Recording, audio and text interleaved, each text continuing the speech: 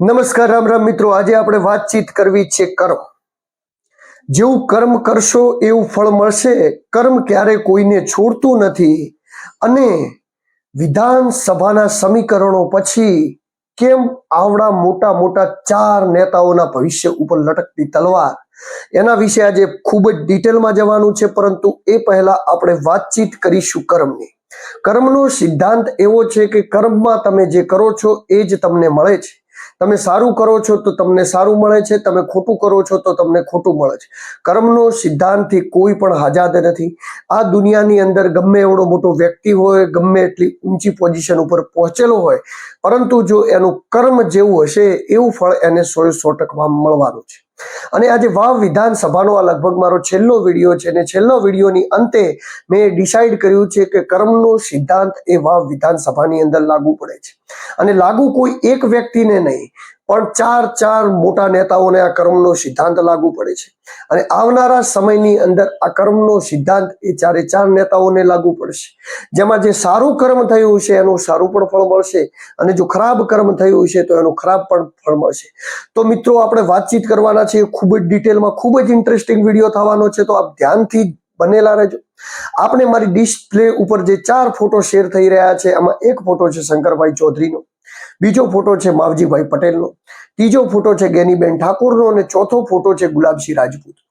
તો જ્યારે વાવ વિધાનસભાની આપણે વાતચીત કરતા હોઈએ ને ત્યારે વાતચીતની અંદર આપણે સ્વરૂપજીનો ફોટો ન હોય તો એ નવાઈ લાગે એવી વસ્તુ હોય. પરંતુ સ્વરૂપજી અહીંથી જીતી ગયા. સ્વરૂપજી જીતી ગયા એટલે હવે જીત્યા પછી સ્વરૂપજી જે કર્મ કરશે એ પ્રમાણે એમને ફળ મળશે. એટલે સ્વરૂપજી અત્યારે જીતી ગયા એટલે સ્વરૂપજીની આપણે વાત કરતા નથી. પરંતુ બે હારેલા ઉમેદવાર જેવા કે ગુલાબસિંહ રાજપૂત, ત્યારબાદ માવજીભાઈ પટેલ, અને ગુલાબસિંહ રાજપૂતના ટિકિટ લઈ અને એમના મુખ્ય સૂત્રધાર એટલે કે એમના સાથીદાર ગેનીબેન, અને સ્વરૂપજી અને ભાજપના સાથીદાર શંકરભાઈ ચૌધરી, અને માવજીભાઈના જૂના સાથીદાર રહેલા શંકરભાઈ વિશે અને માવજીભાઈ વિશે આપણે ડિટેલમાં ચર્ચા કરવાના છીએ અને વાતચીત કરવાના છીએ કે કર્મ નિયતિ શું કરી શકે છે. તો મિત્રો, એની અંદર આપણે ડિટેલમાં જઈશું. ધ્યાનથી વિડીયોમાં બનેલા. તો શરૂઆતથી જ આપણે વાતચીત કરીએ. જેમ કે વાવ વિધાનસભાની ચૂંટણીઓ ચાલુ થઈ ગઈ. વાવ વિધાનસભાની ચૂંટણી ચાલુ થઈ ગઈ ત્યારે કોઈ એવું વિચાર્યું નહોતું કે ગુલાબસિંહ આટલી ફાઇટમાં આવશે, કે આટલી ટક્કરમાં આવશે. સ્વરૂપજી લડ્યા, ગુલાબસિંહ લડ્યા, માવજીભાઈ લડ્યા. ત્રણને પહેલા તો ખૂબ ખૂબ અભિનંદન કે એવો લડ્યા. ચૂંટણી કોઈ એક જ વ્યક્તિ જીતતું હોય છે, બધા વ્યક્તિઓ તો જીતતા નથી હોતા, પરંતુ જે લડે એ જ મહાન કહેવાય. જો લડા વહી સિકંદર. તો લડવા માટે પણ એક જીગર જોઈએ, એક ડેરિંગ જોઈએ. પરંતુ જે લડ્યા એનાથી આપણે આગળ ઉઠીને વાતચીત કરીએ કે કર્મનો સિદ્ધાંત ક્યાં લાગુ પડશે. તો પહેલી જ આપણે વાતચીત કરીએ માવજીભાઈ પટેલ ઉપર. માવજીભાઈ પટેલ ઉપર એટલે વાતચીત કરવી છે કે માવજીભાઈ પટેલને ટિકિટની માગણી કરી હતી. ટિકિટ મળી હોત તો જીતી જોત કે હારી જોત એ તો મળ્યા પછી જ ખબર પડત. પરંતુ ટિકિટ ન મળી તો પણ એવો અપક્ષમાં ગયા અને 27,000 વોટ લઈ ગયા. આમ તો 27,000 વોટ એ ખૂબ કહેવાય, પરંતુ જે પ્રમાણની ધારણા અહીંયા માવજીભાઈએ બનાવી હતી ને જે પ્રમાણનો માહોલ બનાવ્યો હતો, એ માહોલની અંદર કદાચ ઢળતા માવજીભાઈ ના હોય એવું મને લાગ્યું. પરંતુ તેમ છતાં પણ જો કદાચ ચૌધરી સમાજના બધા જ વોટ માવજીભાઈ લઈ ગયા હોત તો પાટીલ સાહેબનો પાવર પણ ઉતરી જોત અને ચૌધરી સમાજનો ડંકો પણ વાગી જોત. પરંતુ થયું એવું કે ચૌધરી સમાજના અડધા વોટ એ ભાજપમાં ગયા અને અડધા માવજીભાઈમાં ગયા. આ સિચ્યુએશનથી એવું થયું કે ના અપક્ષની ગણતરી થઈ કે ના ભાજપમાં જયેલા ચૌધરી સમાજના વોટોની ગણતરી થઈ. તો ચૌધરી સમાજની અહીં એકતાના જે દર્શન ન થયા એના કારણે બંને બાજુ નુકસાન પડ્યું. કાં તો ચૌધરી સમાજને એક થઈ અને જે વિચારધારા ભાજપ સાથે રહેતો હતો તો ત્યાં રહેવું હતું, તો પણ એમની ગણતરી થોત કે આ લોકો સંપૂર્ણપણે અમારી સાથે રહ્યા. યા તો ચૌધરી સમાજને સંપૂર્ણપણે વિદ્રોહ કરી અને માવજીભાઈની સાથે રહેવું હતું, તો પછી એમની ગણતરી એ બાજુ થોત કે આ લોકો અમને વિરોધ કરી અને અમારો પાવર ઉતારી બતાવ્યો. પરંતુ ક્યાંક ને ક્યાંક પાવર ઉતારવાની અંદર માવજીભાઈ પટેલ એ નિષ્ફળ રહ્યા. માવજીભાઈ નિષ્ફળ રહ્યા, અને જો સફળ રહ્યા હોત તો આવનારા સમયની અંદર પાર્ટી એમને કોઈ પણ પાર્ટી એમને ટિકિટ આપો. હાલ પણ કોઈ પણ પાર્ટી એમને ટિકિટ આપી શકે છે, પરંતુ હવે એમના ભવિષ્ય ઉપર લટકતી તલવાર એટલા માટે હું મૂકવા માંગુ છું કારણ કે એમનું જે રીતે વોટ પેટર્નથી વોટ લઈ ગયા એ જોતા હવે ભાજપ તો એમનો ભરોસો કરશે નહીં, કારણ કે ભાજપથી તો વિખૂટા પડી ગયા, અથવા તો ભાજપને એમને હરાવી દીધી હોત તો પછી ભાજપ એમનો ભરોસો કરો કે માવજીભાઈને સાથે રાખવા જરૂરી છે, કારણ કે જીતી નથી શકતા પણ એ હરાવી શકે છે, અને જે ખૂબ મોટી વાત છે. પરંતુ એ થયું નહીં, એટલે ભાજપ તરફથી તો એમનું પત્તું હવે સાવ કપાઈ ગયું. રહી વાત કોંગ્રેસની, તો કોંગ્રેસની અંદર પણ હવે એમને કઈ જગ્યાએ હાઇલાઇટ કરવા કે શું કરવા એ પણ આવનારા સમયની અંદર ખૂબ જ ઊંડું ભાગી લે છે, કારણ કે અત્યારે જે સિચ્યુએશન થઈ છે બનાસકાંઠાની વાવ સીટ ઉપર એ જોતા કોંગ્રેસનું થોડું ડામાડોળ થઈ ગયું એવું મને લાગે છે. ડામાડોળ શું થઈ ગયું છે એના ઉપર પણ આપણે આવવાના છીએ, પરંતુ અત્યારે આપણે રાજકીય વિશ્લેષક તરીકે માવજીભાઈ પટેલના ભવિષ્ય ઉપર લટકતી તલવાર એટલા માટે મૂકવા માંગીએ છીએ કે ના માવજીભાઈ ઘરના રહ્યા કે ના કાંટના રહ્યા. જે ભાજપ સાથે જોડાયેલા હતા એ બાજુ વફાદાર રહ્યા તો એ બાજુ કામ થયું, વિદ્રોહ કરીને અપક્ષમાં આવ્યા, અને જો અપક્ષમાં આવ્યા પછી પણ 30, 35, 40 હજાર વોટ લઈ ગયા હોત તો કોઈ કશું વોટ ના લઈ ગયા હોત, 20,000 પણ વોટ લઈ ગયા હોત, પરંતુ ભાજપને હરાવી દીધી હોત તો એમનું કામ થઈ ગયું હતું. પરંતુ એમના બાવાના બે બગડ્યા, ન આ બાજુનું કામ થયું કે ન આ બાજુનું કયું, ન એ જીત્યા કે ન ભાજપને હરાવી શક્યા. તો એથી સૌથી મોટી સિચ્યુએશન એ માવજીભાઈ પટેલ માટે એ ખરાબ રહી, અને એ ખરાબ સિચ્યુએશનના લીધે હવે એમના ભવિષ્ય ઉપર આપણે રાજનીતિકની લટકતી તલવાર મૂકીએ છીએ. ત્યારબાદ આ લટકતી તલવાર એ આપણે ગુલાબસિંહ ઉપર મૂકીએ છીએ. ગુલાબસિંહ ખૂબ જ સંઘર્ષમય જીવન રહ્યું છે એમનું, ખૂબ જ સંઘર્ષ કર્યો છે. લગભગ યુનિવર્સિટીથી લઈ યુથ કોંગ્રેસથી લઈ અને હું જોતો આવું છું કે છેલ્લા 10-15 વર્ષથી એઓ સંઘર્ષ કરી રહ્યા છે. ખૂબ જ સારા લડાયક નેતા છે, સૌ લોકો એમને માને છે. ક્યારે પણ ફોન કરો તો અડધી રાતે ઉપાડે છે, બધી જ ક્વોલિટીઓ એમનામાં સારી છે. પરંતુ એમને નડી જાય છે હર વખતે જાતિવાદ, કોમવાદ. જે કોમવાદ અને જાતિવાદનું ઝહેર એમને વારંવાર નડે છે. 2017ની અંદર જ્યારે એઓ બાય ઇલેક્શન લડ્યા ત્યારે ગુલાબસિંહ આરામથી જીતી ગયા, કારણ કે જીવાભાઈ પટેલ હતા સામે, અને એમનો પણ વિરોધ હતો, અને વિરોધ એવી રીતે હતો કે શંકરભાઈને જે ટાઈમે ટિકિટ મળવાની હતી જે ન મળી, એટલે થરાદમાં રણે ચડેલો યુવા સમાજ નોટો કરીને લગભગ 4,000 મત બગાડ્યા, અને 4,000 મત જે ચૌધરી સમાજના નોટોમાં ગયા એ જ વોટોના કારણે ક્યાંક ગુલાબસિંહ જીતી ગયા. બાકી એ ટાઈમે પણ એવો 500-600ની સરસાઈથી હારી જોત. પરંતુ જો કિસ્મત હોય તો જીતી જાય છે, કિસ્મત ના હોય તો માણસ હારી જાય છે, કારણ કે રાજકારણ પણ એક કિસ્મતનો ખેલ છે, અને એ ખેલ હવે પાટે ચડ્યો છે. ત્યારબાદ એઓની લડાઈ એવડા મોટા દિગ્ગજ નેતા સામે આવીને ઊભી રહી, કારણ કે વાવની સીટ છોડી શંકરભાઈ થરાદ જતા રહ્યા, કારણ કે શંકરભાઈને પણ ખબર પડી ગઈ છે, જેમ અત્યારે ગુલાબસિંહને ખબર પડી ગઈ એ જ રીતે કે વાવ વિધાનસભા જીતવી એ ઠાકોર સિવાયના ચહેરા માટે ખૂબ જ અઘરી છે. તો એઓ અહીંયાથી જતા રહ્યા, થરાદ જતા રહ્યા, તો એમનો ભેટો ગુલાબસિંહ સાથે થઈ ગયો. તો ગુલાબસિંહ કોઈ સામાન્ય ઉમેદવાર આવ્યો હોત તો ટક્કર પણ આપોત ને જીતવાના ચાન્સ પણ હતા, પણ શંકરભાઈ આવ્યા તો એટલી ને એટલી મજબૂતાઈથી બંને લડવાવાળા, શંકરભાઈ જોડે એટલું તંત્ર, અને બીજું શંકરભાઈ જોડે ચૌધરી સમાજના ત્યાં 70-72 હજાર વોટ. તો 70-72 હજાર વોટ હોવા છતાં પણ ગુલાબસિંહે 6,000ના મતોમાં પણ 83-84 હજાર અન્ય સમાજના મત લઈ અને આ વખતે જેમ 89,000ના ઓકળે પહોંચ્યા એ રીતે પણ એઓ 89,000ના વોકડે પહોંચી ગયા હતા. પરંતુ 89,000ના વોકડે પહોંચ્યા પછી પણ ગુલાબસિંહ જીતી ન શક્યા. ત્યારબાદ ગુલાબસિંહે ફરીવાર આ બાય ઇલેક્શન આવ્યું તો એમને ફરીવાર રણશીંગું ફૂંક્યું. ફરીવાર એમને વિચાર કર્યો કે આ વખતે વાવની અંદર થોડા રજપૂત સમાજના પણ મત વધારશે, ગેનીબેનનો સાથ છે અને બીજી અન્ય સમાજોનો સાથ મળી છે તો હું જીતી જઈશ. અને એવું થવા પણ જઈ રહ્યું હતું, કારણ કે લગભગ મીઠા, સણવા અને ભાભર સિટી છોડીને બધેથી જ ગુલાબસિંહે લીડ મેળવી, પરંતુ ક્યાંક ને ક્યાંક અહીંયા થાપ ગઈ. થોડા ઘણા દલિત સમાજના મતો પણ બહારથી લાવવાના રહી ગયા, એના અંદર પણ ગુલાબસિંહ થાપ ખાઈ ગયા. તો જે મૂળભૂત વસ્તુ થઈ અને જે મૂળભૂત વસ્તુના કારણે એવો થાપ ખાઈ ગયા, એ જ કારણે ક્યાંક ને ક્યાંક એમને હારનો સામનો અહીંયા કરવો પડ્યો. હારનો સામનો એ રીતે પણ કરવો પડ્યો કે જે એમને વિશ્વાસ હતો ભાભર અને ગેનીબેન ઉપર, એ વિશ્વાસની અંદર કદાચ એમનો વિશ્વાસ ખરો ન ઉતર્યો, કદાચ ગેનીબેન એ વિશ્વાસની અંદર ખરી ન ઉતર્યા હોય, પરંતુ જે થયું પરિણામ આવે એ સૌથી ઉપર કહેવાય, ને પરિણામ આવી ગયું ને પરિણામની અંદર ભાજપ જીતી ગયું. અને મેં વારંવાર કહ્યું કે જો જીતા વહી સિકંદર, તો જે જીત્યું એ સિકંદર, તો જે હાર્યું એના માટે તમે કેટલી પણ લાગણી, સ્નાનાભૂતિ કેમ ના રાખો, પછી માવજીભાઈ માટે રાખતા હો, ગુલાબસિંહ માટે રાખતા હો, અને સ્વરૂપજી હારી ગયા હોત તો સ્વરૂપજી માટે પણ લોકો લાગણીની એવી રાખતા હોત. પરંતુ જેમની હાર થઈ એમના માટે આજે લટકતી તલવાર એટલે છે કે ગુલાબસિંહ આવનારા ભવિષ્યની અંદર હવે કઈ જગ્યાએ લડશે, કારણ કે એમને થરાદ લડવું છે, પણ એમને હવે ખબર પડી જઈ કે જાતિવાદના જુવાળની અંદર આપણે નહીં જીતી શકીએ, કારણ કે જાતિવાદનો જુવાળ એટલે અમે ચૌધરી સમાજનો હતો સામે, તો ગુલાબસિંહ હારી ગયા. આ વખતે જાતિવાદનો જુવાળ એ ઠાકોર સમાજનો હતો એટલે ગુલાબસિંહ હારી ગયા. એટલે જે સમાજના મત ઓછા છે એને ચૂંટણી કેવી રીતે લડવી એ સૌથી મોટો અસમંજસ વાળો વિષય છે. એટલે આવનારા સમયની અંદર ગુલાબસિંહ રાજપૂતના ભવિષ્ય ઉપર પણ લટકતી તલવાર છે. ત્યારબાદ વાતચીત કરીએ ગેનીબેન ઠાકોર. તો ગેનીબેન ઠાકોર ઉપર કેવી રીતે લટકતી તલવાર છે એના વિશે પણ આપણે ડિટેલમાં ચર્ચા કરીએ.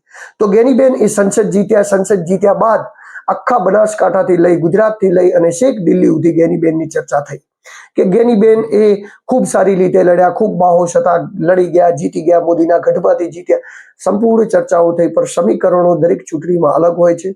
ચૂંટણીમાં જ્યારે સમીકરણો કામ કરી જાય છે ત્યારે બીજું કાંઈ જ કામ કરતું નથી અને સમીકરણો જેના તરફી બેસી જાય છે એ વ્યક્તિ કોઈ પણ સમાજમાંથી આવતો હોય, કેટલો નાનો પણ કેમ ન હોય, જીતી જાય. પરંતુ એવું ન હતું. ગેનીબેનનો સમાજ ખૂબ જ બહોળી સંખ્યામાં હતો, તેમ છતાં પણ 4.5 થી પોણા લાખ 5 લાખ વોટ એ અન્ય સમાજના ગેનીબેને મેળવ્યા અને ગેનીબેન વન સાઈડ એ નીકળી ગયા. વન સાઈડ ગેનીબેન બનાસકાંઠાની અંદરથી નીકળ્યા એટલે લીડ તો આમ ગણવા જો તો ઓછી હતી, પરંતુ કોંગ્રેસમાંથી જીત્યા હો તો 31,000ની લીડ એ ખૂબ જ કહેવાય. અને 31,000ની લીડથી બનાસકાંઠાનો ગઢ ફતેહ કરીને ગેનીબેને સમગ્ર ગુજરાતની અંદર પોતાનું નામ મેળવી દીધું.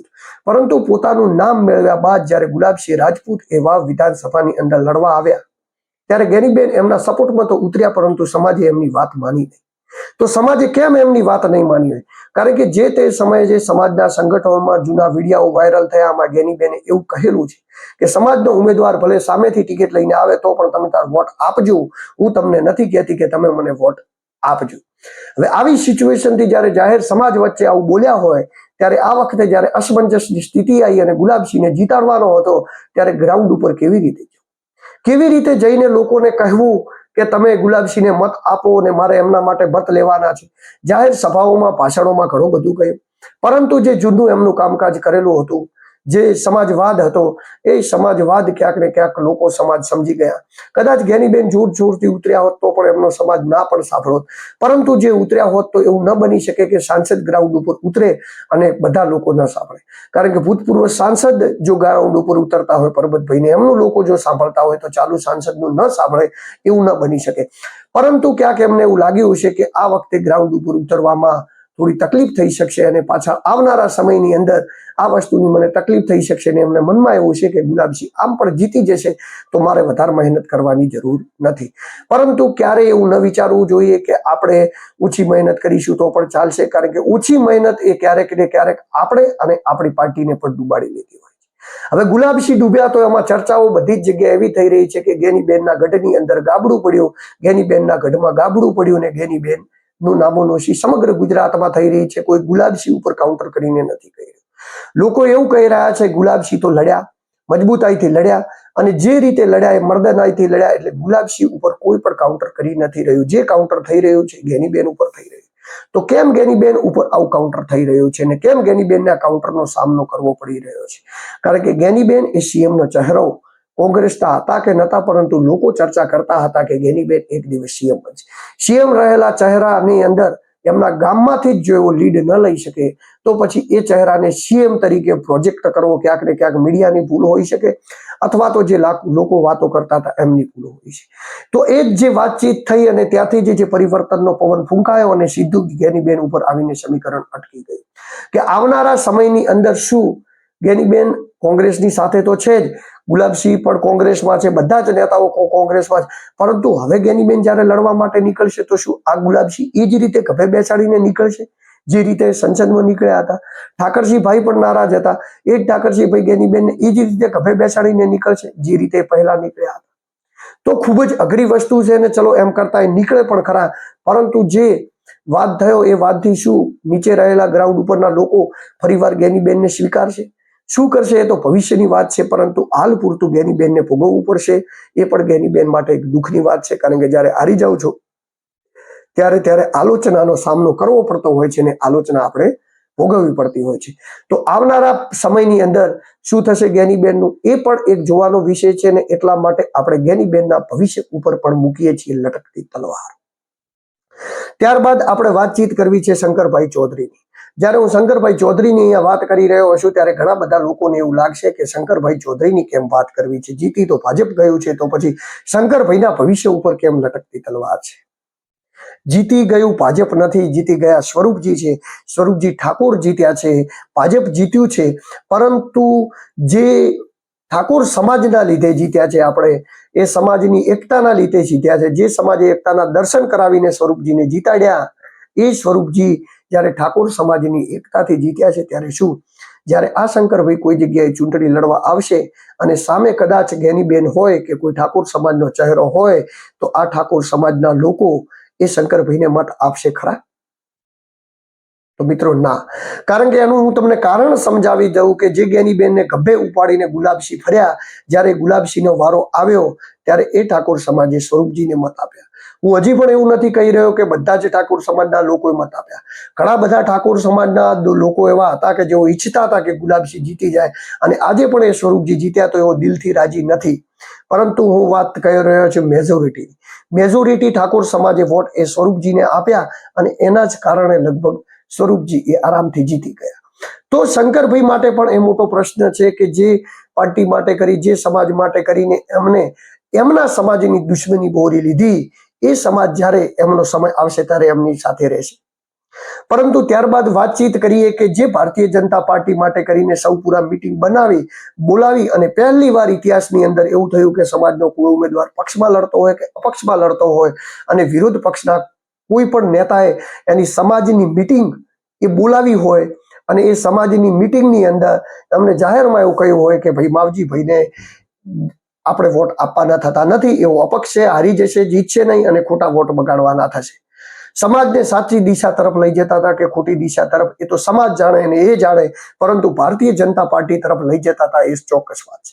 પરંતુ ભારતીય જનતા પાર્ટી તરફ લઈ જતા સમાજને બધો સમાજ તો ન ગયો, પરંતુ ક્યાંક 15,000 16,000નો સમાજ એમની સાથે ચાલ્યો ગયો અને 25-24,000નો સમાજ એ માવજીભાઈ સાથે રહ્યો. તો જે સમાજ માવજીભાઈ સાથે રહ્યો એ સમાજ શું વિચારીને રહ્યો અને જે સમાજ શંકરભાઈ સાથે ગયો એ શું વિચારીને ગયો, એ સૌથી મોટો પ્રશ્ન છે.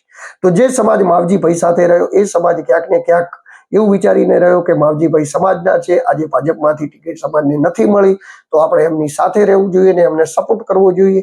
ચાહે જીતી ન શકે તેમ છતાં પણ સમાજના એક તરફી મતદાન દેખાય તો ક્યારેક આપણને કોઈક પાર્ટી પૂછતી થાય.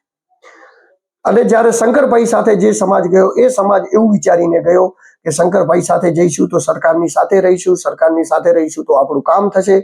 અને જે જ્ઞાનીબેન ને ગુલાબસિંહે આપણને હરાવ્યા અને શંકરભાઈની લોકસભામાં આબરૂ કાઢી, એમની આબરૂ કાઢવાનો સમય આજે આપણે આવી ગયો છે. આજે ઠાકોર સમાજનો પણ સાથ છે ને આપણો જો સાથ મળશે તો એ કામની અંદર આપણે પૂરા ઉતરી શકીશું. એટલે જ તો મિત્રો હું તમને કહી રહ્યો છું કે કર્મ એ વારાફરતી એકબીજાને ફરતું આવીને મળે છે. તો આવનારા સમયની અંદર આપણે શંકરભાઈ ઉપર પણ એટલા માટે લટકતી તલવાર મૂકવી જોઈએ કે હવે પછી માવજીભાઈ ચૂપ બેસવાના નથી. શંકરભાઈની બી ટીમ એક્ટિવ થતી જાય છે. જેમ કે અંબાજી ખાતે અમે જે સંમેલન બોલાવ્યું એની અંદર વિપુલભાઈ ચૌધરીના ગુટમાં જોવા મળેલા માવજીભાઈ પટેલ અને અંડાભાઈ પટેલ એ સાફ સંદેશ આપી રહ્યા છે કે હવે એવો શંકરભાઈ સાથે નથી. હવે આવનારા સમયની અંદર શંકરભાઈના વિરુદ્ધમાં કેટલા નેતાઓ ખુલ્લીને આ રીતે ભાજપની બી ટીમમાં જોડાય છે એ પણ એક જોવાનો વિષય રહ્યો છે. પરંતુ શંકરભાઈ માટે અત્યારે થરાદ લડવું એ સૌથી મોટું મુશ્કેલ થઈ. કારણ કે માવજીભાઈ ચાલ્યા કે ન ચાલ્યા પણ મારવાડી સમાજમાં ચાલ્યા, દેશી સમાજમાં પણ 10-15,000 વોટ લઈ ગયા. માવજીભાઈ મારવાડી સમાજના પણ જે વોટ હતા એ બધા જ લઈ ગયા. તો દેશી સમાજ પણ માવજીભાઈ સાથે છે અને મારવાડી સમાજ પણ માવજીભાઈ સાથે છે. તો આવનારા સમયની અંદર થરાદની અંદર જ્યારે શંકરભાઈને લડવાનું થશે ત્યારે ત્યાં મારવાડી સમાજે 50,000 છે અને દેશી સમાજે 23,000 છે. તો ક્યાંક માવજીભાઈ એમના માટે મુશ્કેલો તો ઊભી કરશે, કારણ કે એ પણ લડાયક છે અને ભૂલવાના નથી. કારણ કે આ ચૂંટણીમાં જેને જેને ઘા વાગ્યા છે કોઈ ભૂલવાનું નથી. ગુલાબસિંહ નથી ભૂલવાના, જ્ઞાનીબેન નથી ભૂલવાના, શંકરભાઈને તો આ ચૂંટણીમાં કોઈ ઘા નથી વાગ્યો, પણ માવજીભાઈ નથી ભૂલવાના. તો જે ભૂલવાના નથી એનો બદલો ને એનું પરિણામ ક્યારેક આવશે. કારણ કે કર્મનો સિદ્ધાંત એવું કહે છે કે કર્મ ક્યારેય કોઈને છોડતું નથી. નિયતિ છે જે તમારા જોડેથી લે છે એ જ તમને પાછું આપે છે અને એ જ કર્મોનો હિસાબ છે અને કર્મોનો હિસાબ દરેક વ્યક્તિને ભોગવવો પડતો. તો મિત્રો આપણે શંકરભાઈ ચૌધરી ઉપર પણ લટકતી તલવાર એટલા માટે મૂકીએ છીએ કે આ વાવ વિધાનસભાથી મોટા 4 આગેવાનો ઉપર લટકતી તલવાર આવી ગઈ છે અને એ લટકતી તલવાર અને આ રાજકીય ભવિષ્ય એમનું અત્યારે લટકતી તલવાર દેખાય છે. સમીકરણો રાજકારણમાં રોજ બદલાતા હોય છે. આવનારા સમયમાં નવું સીમાંકન આવવાનું છે. નવા સીમાંકન પછી શું શું સમીકરણો આવશે એના વિશે આપણે ફરીવાર વાતચીત કરીશું. અને સીમાંકન પછી આમાંથી કેટલા નેતાઓનું ભવિષ્ય સુરક્ષિત થઈ જશે એ પણ એક સમજવાની વાત છે. પરંતુ હાલ પહેલો કર્મનો સિદ્ધાંત એ લાગુ પડ્યો. આપ જુઓ, કર્મ ક્યારેય કોઈને છોડતું નથી. જ્ઞાનીબેન અને ગુલાબસિંહે જે ગુલાબસિંહે જે જ્ઞાનીબેન માટે કરી અને શંકરભાઈ ચૌધરીનો વિરોધ કર્યો એનો તો વાંધો નહીં, તો નેતા છે એમનો કરે. ડેરી બેંક અને ક્યાંક ચૌધરી સમાજનો પણ વિરોધ થઈ જતો હોય એવું એમના થ્રુ લાગતું હતું. કઈ સમાજના નોકરી કરે છે, કઈ સમાજના શું, તો એ કર્મનો સિદ્ધાંત આજે ગુલાબસિંહને નડ્યો. જ્યારે ગુલાબસિંહનો વારો આવ્યો તો જેના માટે લડાઈ લડવા નીકળ્યા હતા એ જ ઠાકોર સમાજ એમના સાથે ન રહ્યો.